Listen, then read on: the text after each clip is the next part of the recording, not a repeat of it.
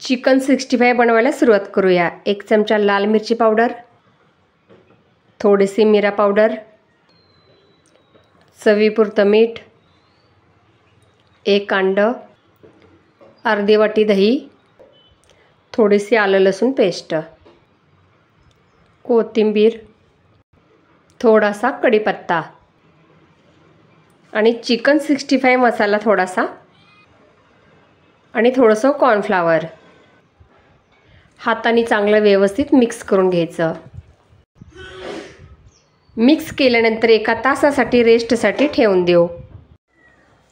1 तास झाल्यानंतर झाकण उघडून थोडासा रेड सोया सॉस मिक्स केला, कारण मी मगाशी विसरले होते टाकायला मगाशी, त्यामुळे मी आत्ता ॲड केला आणि पुन्हा एकदा थोडं मिक्स करून घेऊया। त्यानंतर तेल गरम करून एक असं व्यवस्थित असं सोडून घेतलं।